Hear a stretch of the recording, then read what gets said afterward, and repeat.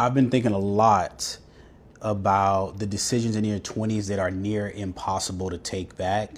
Kind of like the ones that, you walk through this door, and once you make this decision, say walking through the door, that door closes and it's near impossible to open it back up. And I've been kind of thinking about this a lot because I'm really starting to think that that's really a defining thing about your 20s that no one really warns you about, because your 20s are full of so many choices, so many opportunities, challenges, and how you react to them really does have an effect on the rest of your life. And oftentimes you're not even aware that this decision that you made is arguably an irreversible decision.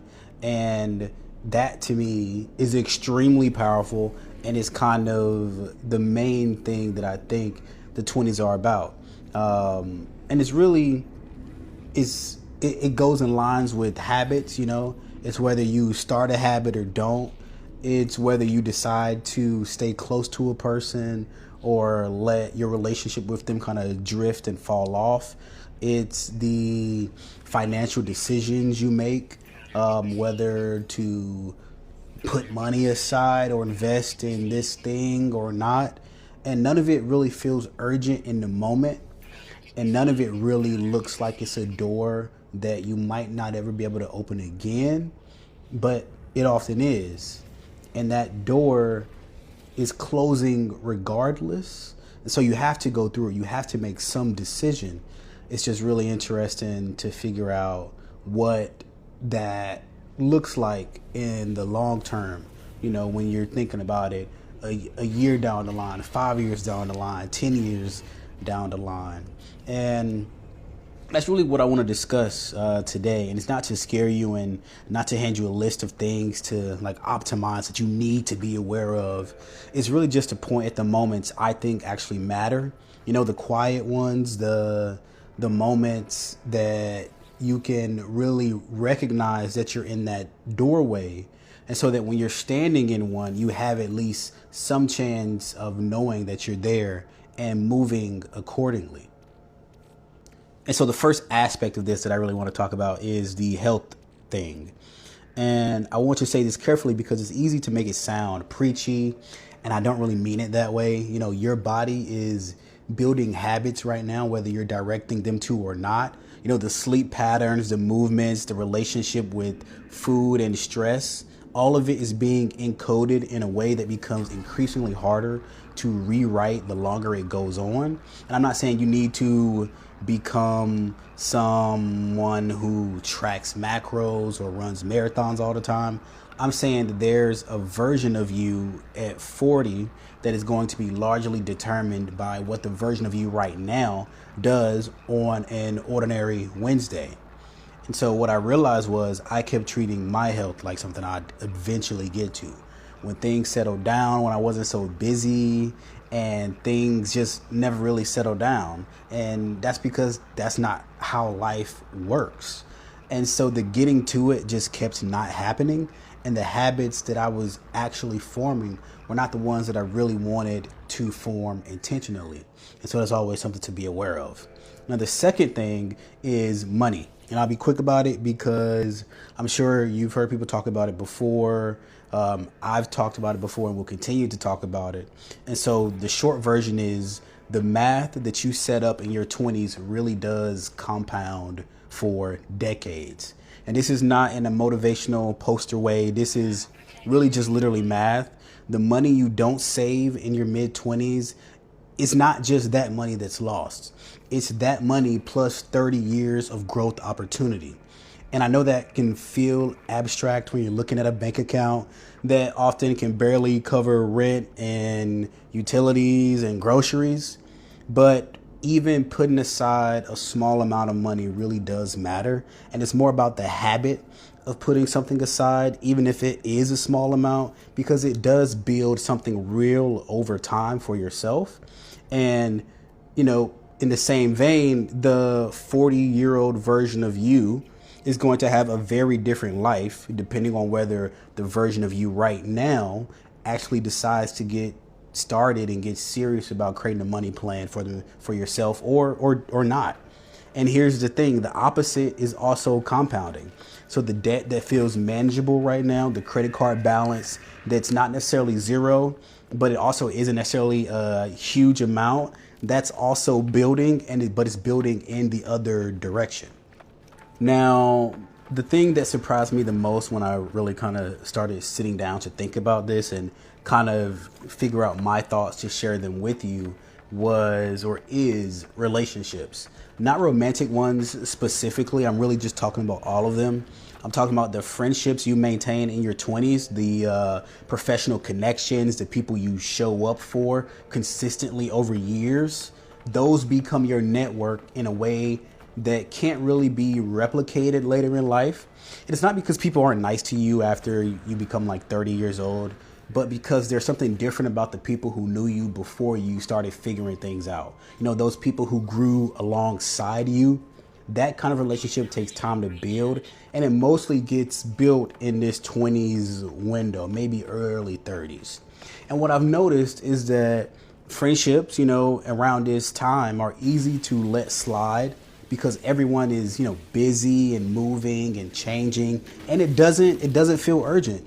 But the drift can be quiet and you don't notice it until you look up and realize you haven't had a real conversation with someone you used to tell everything to. And now there's just this gap where a person used to be.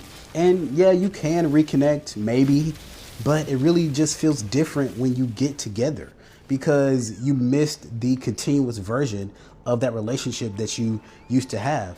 And the part that nobody talks about is that your network is really the people who will think of you for opportunities, the people who will vouch for you, the people who will call on you when something opens up, mostly gets built here. It's not through LinkedIn networking, it's through actually knowing people over time. And that leads into this next aspect, which is the career one, because it can be tricky because I think it gets framed wrong most of the time.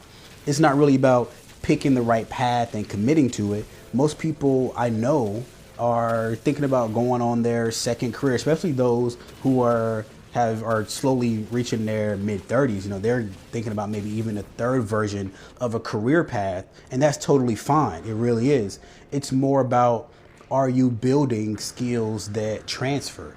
Are you becoming someone who knows how to do something real, something that would be valuable in more than one context? Because the early years of your career aren't just about making money. They're about what you're learning to be good at, and that shapes really everything after. And what I realized was there's a difference between spending your 20s building and spending your 20s just waiting, because waiting for the right opportunity, waiting for the right job title, the right moment to start taking things seriously, it doesn't really do anything. Now, the building, taking action, that can compound. But the waiting, it just passes and you often get nowhere. I know there's one final thought I want to name and share, and it's actually been the most difficult and kind of uncomfortable one to kind of figure out, at least for myself, which is the identity stuff. Who you decide to be in your 20s. The story you build about yourself, the beliefs you form about what you're capable of and what you deserve, that gets tricky. It's not impossible to change later, but it does calcify.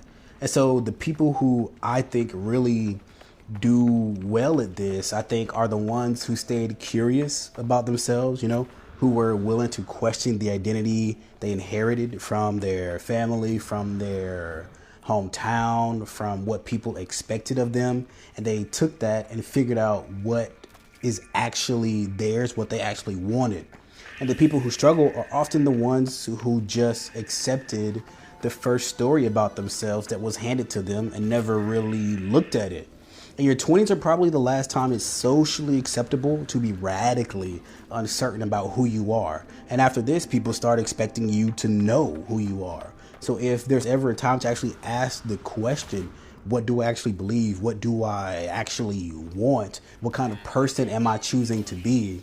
It's probably now. And you should take that action while the clay is still soft. And here's the thing that reframes all of this for me. None of it is about getting it right, you know? The decisions you make in your 20s don't have to be perfect. They just have to be conscious. There's a massive difference between making a choice you later wish you made differently and making a choice you didn't even realize that you were making. And that's really the thing. Walking through these doors, you know, I don't regret the ones where I thought it through and got it wrong. They're the ones I walked through on autopilot, the default decisions, the things I did because they were easy or familiar or because I hadn't really stopped to ask whether I actually wanted them. Those are the ones that I regret. And you can't control the outcomes. You know, the economy shifts, circumstances change, things happen that you didn't plan for. But you can control your attention, whether you're paying it or not, and whether you're making choices or just letting choices get made for you. And that's the whole thing, I think. Just be here for your own life while it's happening. And I don't know, you know, what doorway you're standing in right now. Maybe it's obvious. Maybe it's a decision you know is coming, something you've been circling, or maybe it's much quieter than that and you haven't really realized the impact of it. Or maybe it's just the ordinary kind of Tuesday version of nothingness, you know, the habit you're building or not building, the person you're staying in touch with or letting drift away. It's whatever. But I think it's worth asking occasionally, not obsessively, just asking yourself, what am I actually building right now? Not what am I surviving, but what am I building?